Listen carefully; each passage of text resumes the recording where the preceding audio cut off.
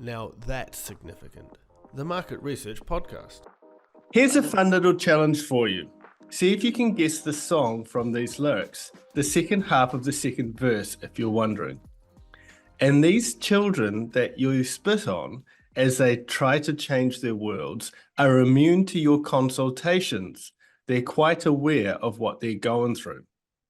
The musically illiterate that is, not illiterate, among us, may have realized that if I'd continued, the famous chorus would have resounded a familiar changes, turn and face the strange, originally sung by the one and only David Bowie. So I'm your host, Michael Howard, and this is Now That's Significant, a market research podcast. Today, I'm joined by Todd Horvitz, Head of Customer Insights at HP, and previously holding senior insights roles at Disney, Wells Fargo, and Kantar. Thanks for joining us on the show today, Todd. You're very welcome, Michael. Thanks for having me. So probably brought back a few memories with that intro, I'm assuming? You did. Please don't ask me to sing, though. That won't work out well for your listeners.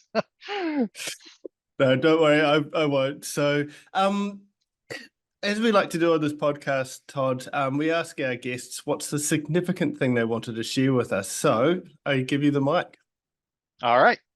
You touched on it a little bit in the intro, but I'm going to talk about how market research has changed over my 2.5-decade career. I'm dating myself. Awesome. So let's maybe start broadly. Okay. Maybe thinking about culture before we dig into the actual industry, because it should give us a good context, I guess, for the discussion today. Okay. I'll talk sort of general work culture. A couple of things I've observed have changed. One is the influence of technology. So prior to the year 2000, if you were working back then, you may remember when you take a vacation, you had no laptop to bring with you. There was no smartphone. There was really no connection to the workplace unless you, sadistically wanted to think about the stuff you're working on. You really got away. And if I'm honest, that is the last real vacation I've had. We've seen pockets of backlash to this 24/7 Slack expectation in our couple of decades or last decade or so of ethnographies we've done. But during the pandemic, as the power shifted, that really came to fruition. And I think a lot of the rebellion you're seeing toward working, wanting to work at home more stems from the just gradual inception of technology and work into our personal lives. And there's a little bit of, rebellion against that. Second, business is much faster. If you haven't noticed, the speed of innovation has been increasing. Number of patents has gone up over 300% since 1990. Businesses who don't adapt quickly will die. And the third thing I've noticed is this obsession with maximizing your productivity. We've seen this in a lot of when we talk to people about their work devices and habits. And it started with road warriors, those sales guys that just had to just check stuff off when they're in line for work all day, all night. And then it sort of spread to the rest of the knowledge workforce. And, for better or worse, we are constantly thinking about our jobs. Yeah, and I guess we've had some other things. There's been a far bigger, focus on diversity of thought and workers in the workplace. That is correct. Obviously, in research, we know that that's a really important thing to have a representative sample as customers, but also as employees, workers as well. Absolutely. The talent pool has gotten wider, and that has only benefited us. I actually saw this when I was hiring. I hired some fresh out of school, and then others hired from non-research fields into an insights team and sort of trained them from the ground up. And it brought perspectives we would never expect to have. So that sold me many years ago to the sort of diversity of opinion and people that it's just become, thank God, more commonplace. Yeah, and you're far better off as a researcher as a result of that, aren't you? That's right. Cool. So carrying on from that, how about then from a market research perspective, how has that had to adapt in order to remain relevant, but also valuable to organizations and therefore their consumers? The biggest change, in my opinion, is the democratization of research. We've seen this gradually, but especially over the last 15 years with sort of DIY survey tools, right? The Quantilopes and Gut Check, et cetera, et cetera. And that's a good thing.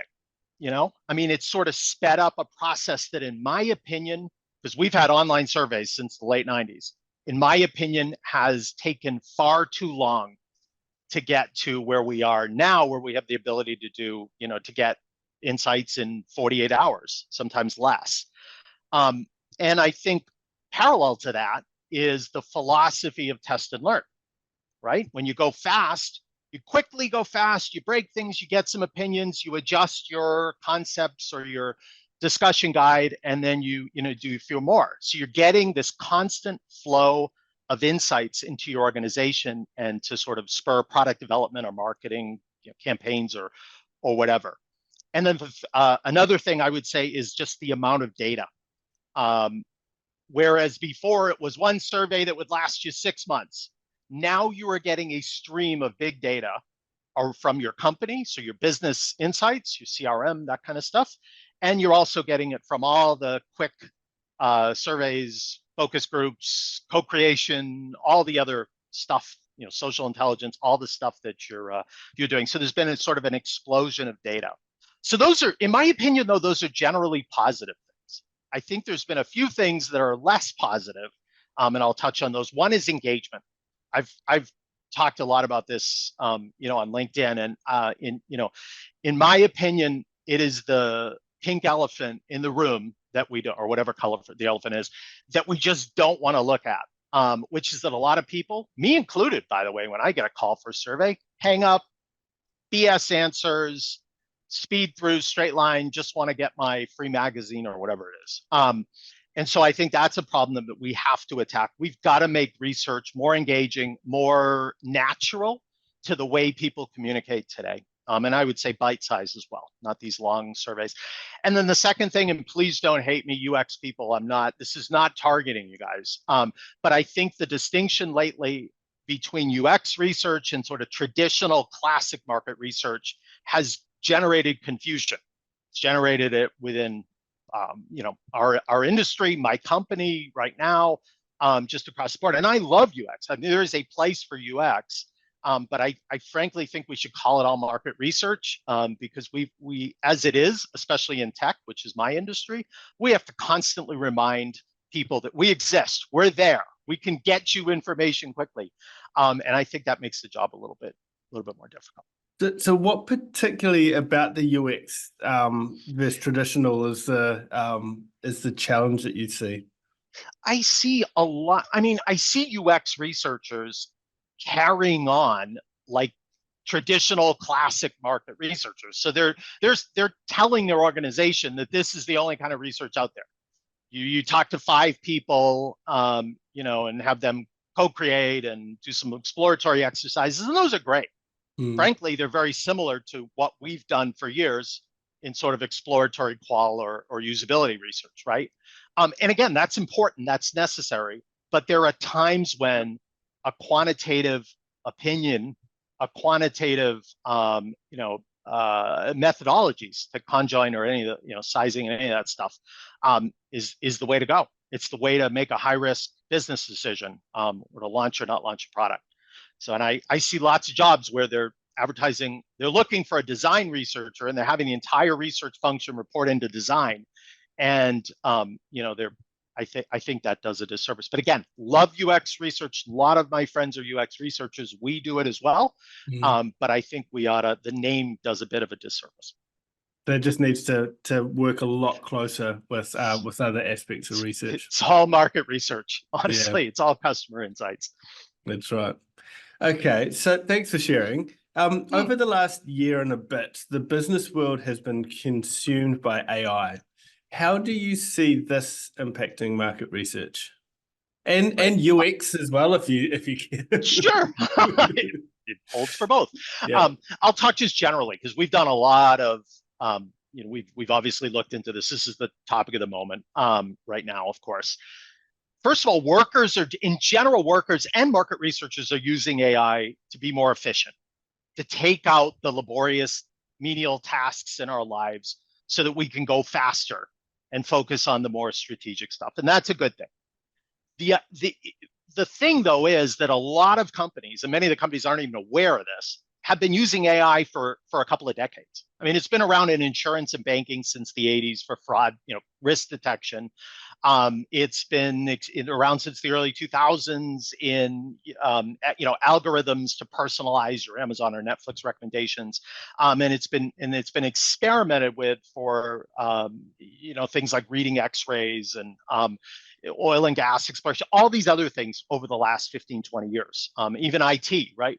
That's my industry. They've been using it for detecting new, sort of unseen viruses and malware and things like that. So it's been around for a while. It's just begun to massify, over the last year and a half.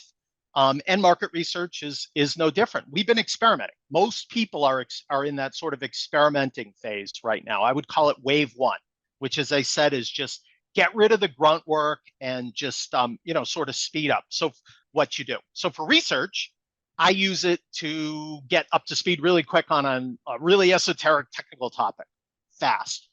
I use it to get additional response choices, right? We write questions. You want to make sure your list is exhaustive and covers what most people are doing. It's an extra brain for me, frankly. A lot of my agencies use this, have sort of chat GBT add-ons to do first drafts of surveys or proposals, much like marketing is experimenting for ad copy and things like that. This is wave one. Wave two, which is just sort of under development right now, is to make the insights better. Now you're mining old data, you're putting data together, you're looking for stuff that you didn't catch when you were in 35 focus groups. And it's, not only are you getting better insights, but you're doing a better job communicating those insights. So the insights are more exhaustive, but you're communicating them better. Let me give you an example.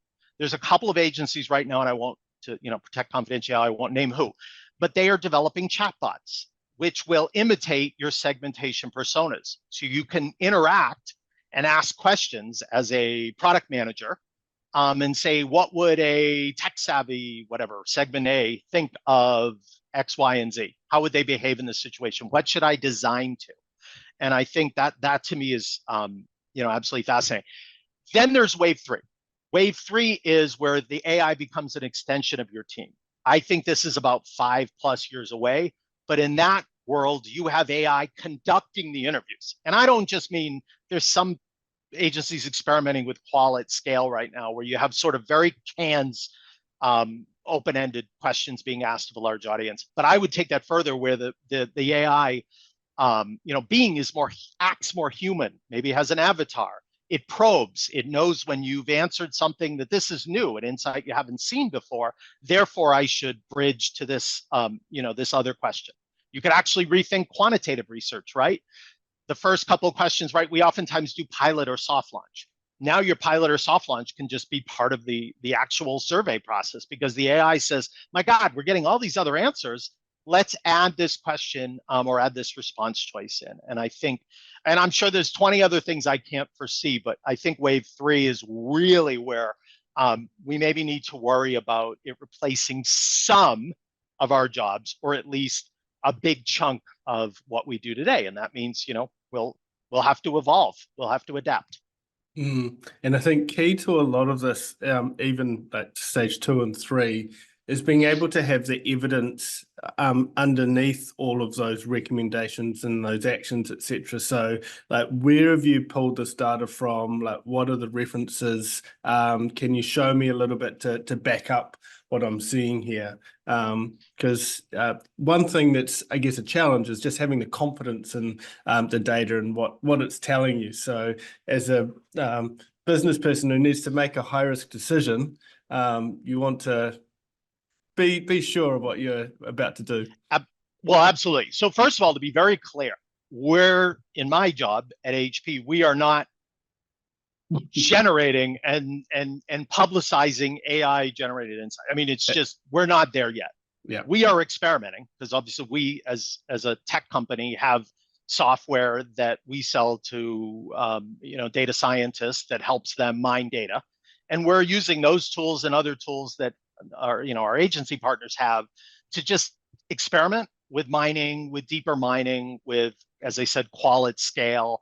Knowledge management has been another big area of research, right? The holy grail is you ask a question and it pulls a data point in a chart for you.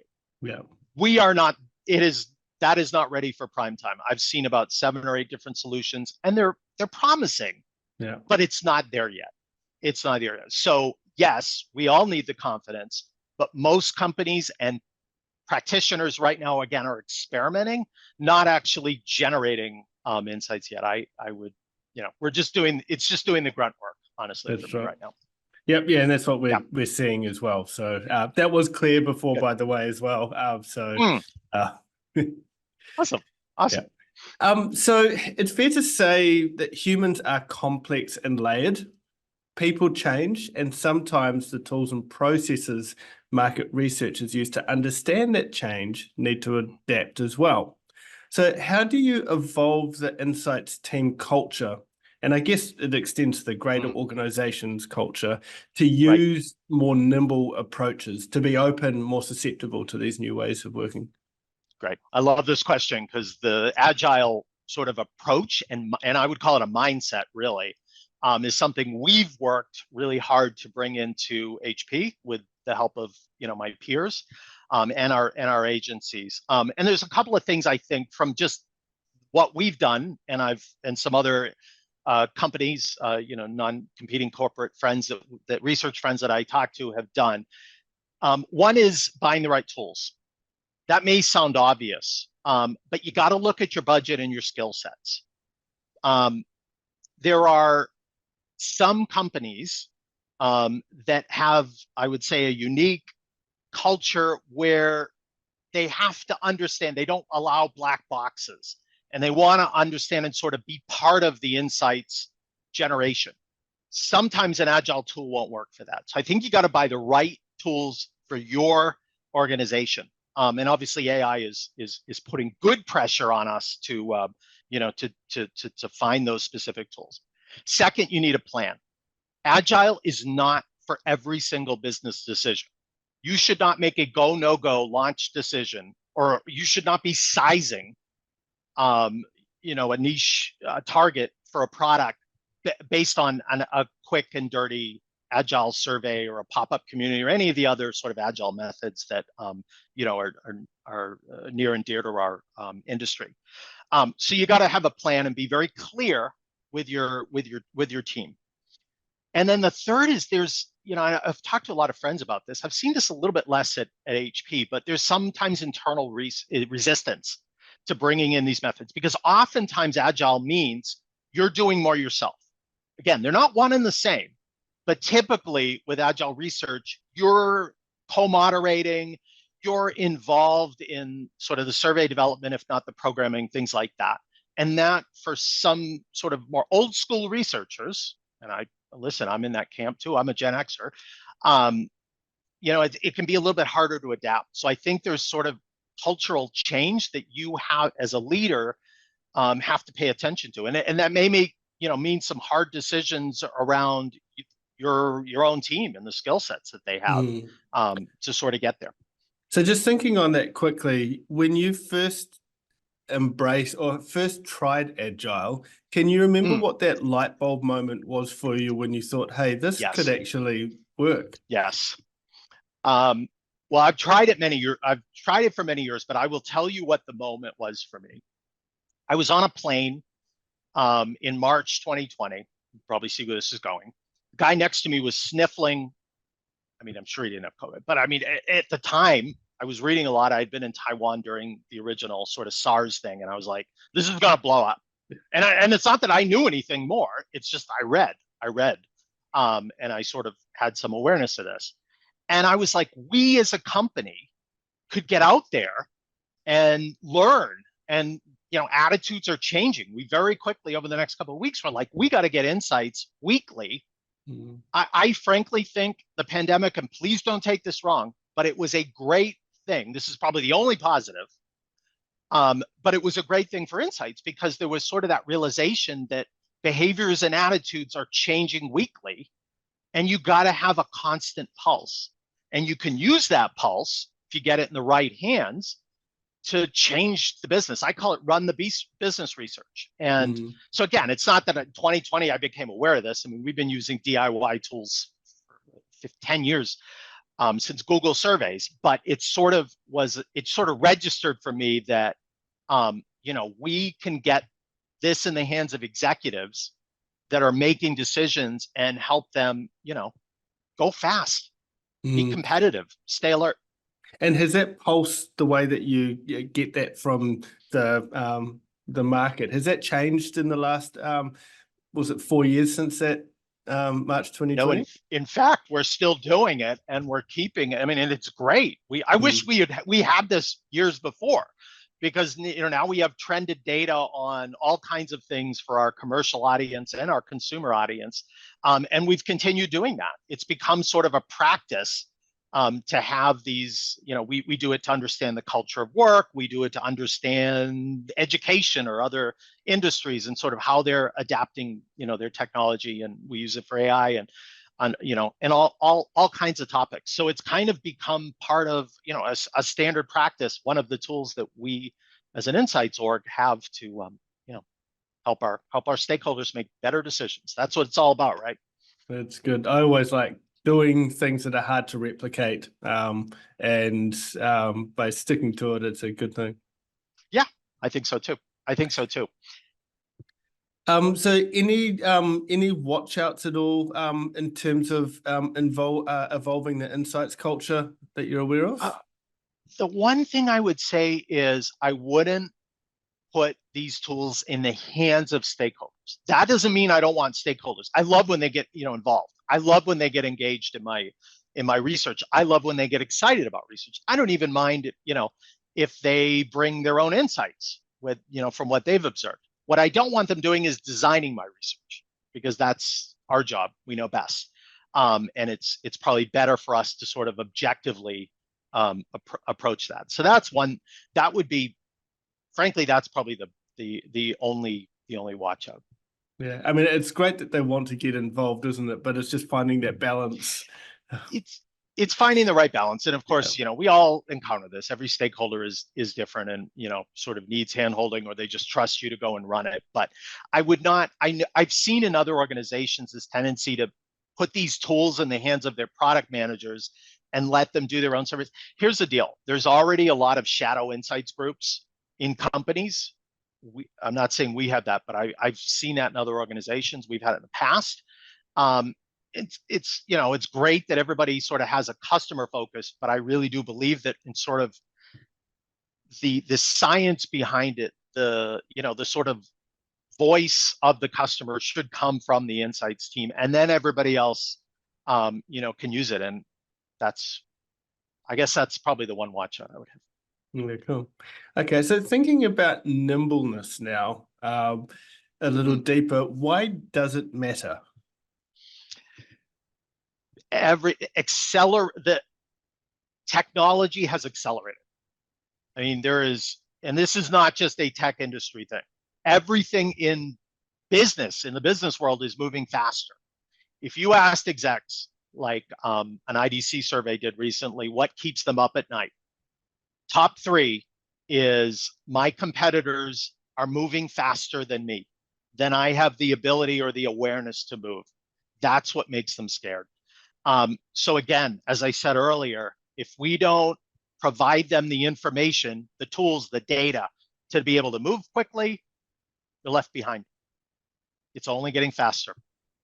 It's true. Do you think there's a danger, though, of moving too fast? You're not focusing on strategic soundness in your decision making? I think it's being smart about when you use this kind of quick, crowdsourced, quick and dirty, data. When you do a co-creation sprint, right? Yeah. When you do those things versus when you do it right. And again, I'm not saying a segmentation should be done in 3 days. Those kinds of big, sort of concept validation, all that stuff, those big strategic initiatives take months, and they should take months. And you, as a leader, have to be very clear about when to use quick and dirty data and when to, provide your stakeholders and insist on something more robust.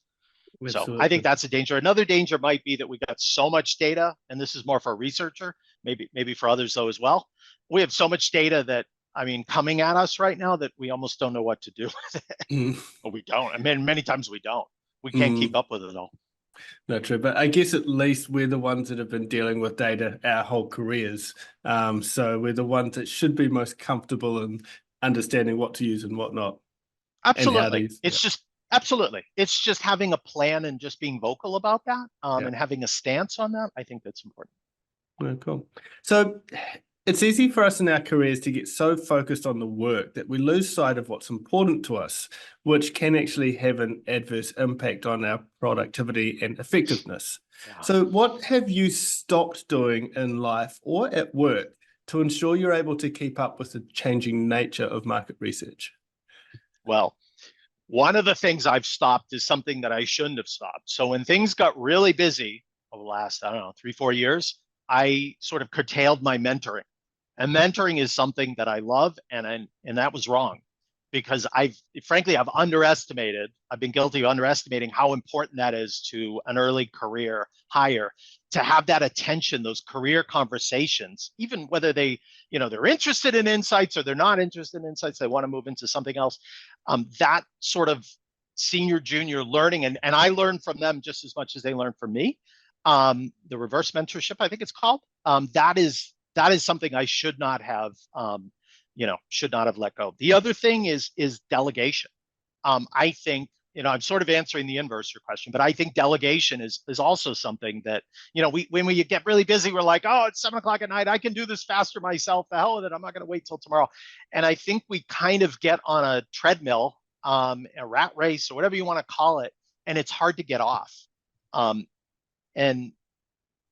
think when we get overwhelmed, one thing I've learned is to stop, write down what you're going to do today and what you're going to do tomorrow. You're not going to touch today. And instantly, for me, that makes me feel calmer versus the tendency to just do whatever's in front of you. Do this. Oh, something else came in. I'll go do that. And you end up losing focus and not doing anything well. Yeah. So I think it's just stopping sometimes and reflecting and saying, okay, here's what's realistic and here's what isn't. Yeah, and I remember reading once about stress, how stress happens when you're under pressure, and then you leave that pressure and it festers, and you don't have a proper plan how to deal with it. So that's exactly right.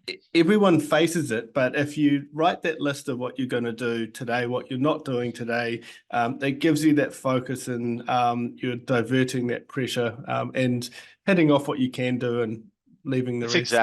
That's exactly right. You just reminded me of another thing that I do when I get stressed or I just get my brain is fried, is I will literally, and you can't see, there's a bed behind me, I will literally take a nap for 20 minutes in the middle of the day.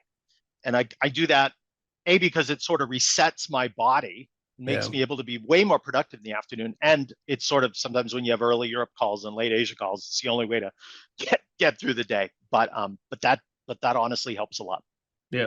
I also like holding on to my hobbies where I can as well. So I've just rediscovered the guitar, for instance. So if it's something you really enjoyed doing when you were younger, there was a reason for it. So pick it up, and it just gives your brain a bit of a chance to reset, connect a few different things. So I love that. It's so funny. I was doing a journaling exercise a few years ago. I was trying to figure out what makes me tick that I've kind of forgotten that I, did when I was 16 or whatever.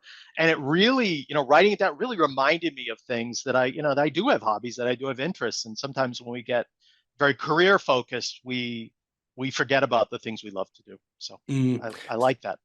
So yes, that's cool. So I was going to touch on what you do outside of work, but we've really touched on that already, to help you, I guess, become a better market researcher and maintain a balance. Was there anything else you didn't mention? The only other thing, The only other thing I would say is something called micro treating that I learned. It's actually a real thing because I've read it was in a Financial Times article a couple of years ago, and we've seen it in our own surveys, which is that workers are kind of buying themselves little rewards. So for me, it was like digital. You can't see, but I have a 80s watch, and I have a whole collection of them in a drawer over there. It was sort of buying little things that aren't that expensive for yourself to get through the day, to reward yourself, to pacify yourself from sitting in a room, sort of locked up for 10 hours. And we saw a lot of our customers, doing the same thing. Yeah, cool. And even if I guess you were put a dollar or two in a bank account each time, like to save up for something bigger, it's the same. That's right. Same kind of thing. That's another way to do it. Absolutely. That's another way to do it. Yeah.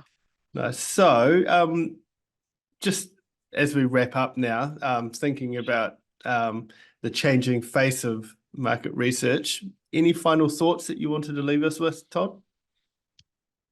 What I would say is that, we talked a lot about these sexy new methods, and they're great. The AI stuff I'm really excited about and looking forward to experimenting.